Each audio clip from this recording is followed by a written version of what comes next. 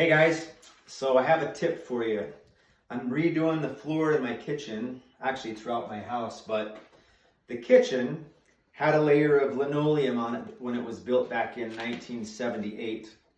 And then when it was remodeled and new linoleum was put down, I don't know how many years ago, instead of taking up the old linoleum, they put down another layer of underlayment and then another layer of linoleum floor covering. So in order to do what I'm doing, I'm trying to put down some LVP.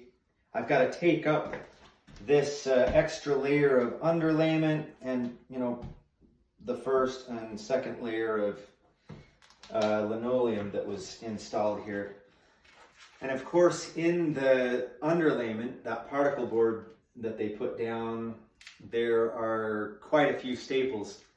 And when I first started taking it out, I was using a pair of diagonal cutter pliers, and I bought me an extra pair, so I'll just show you those. But I was using a pair of these to take up each staple, kind of as I scraped off some of the linoleum and then scraped off some of the underlayment.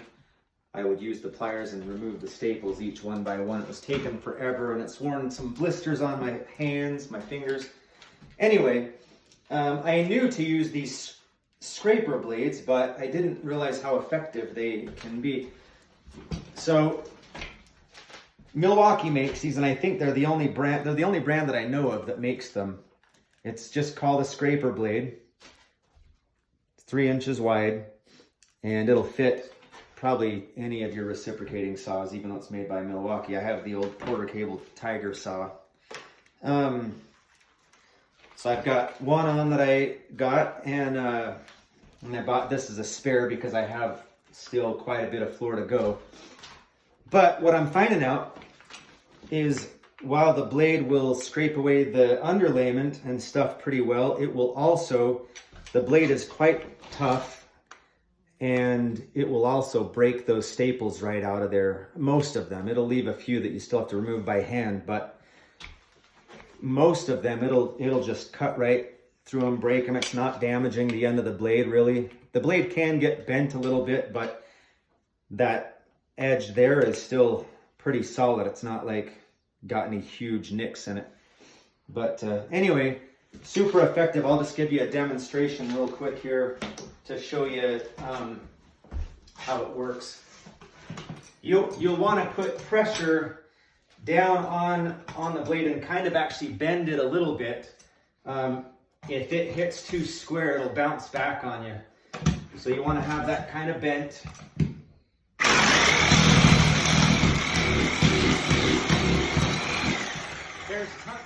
There's actually a lot of staples through this section here where this last piece met up with the next piece. And so I can show you how effective this is for those staples.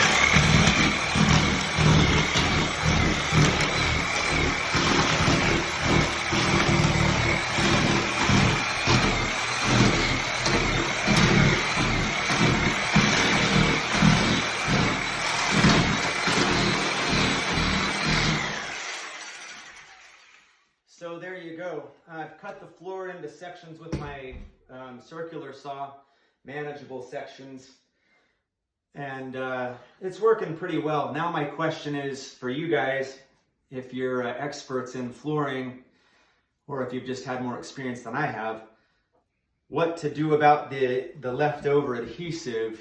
Do I go to the trouble of removing it with like a grinder blade of some kind, or do I just take the concrete, self-leveling concrete compound and fill it in so that there aren't all of these little gaps here? I'm inclined to do that. I think that's going to be cleaner and probably easier than trying to remove this stuff when there's not really any reason to remove it. I can't think of an advantage of removing it versus the other way. So anyhow, I hope that helps you.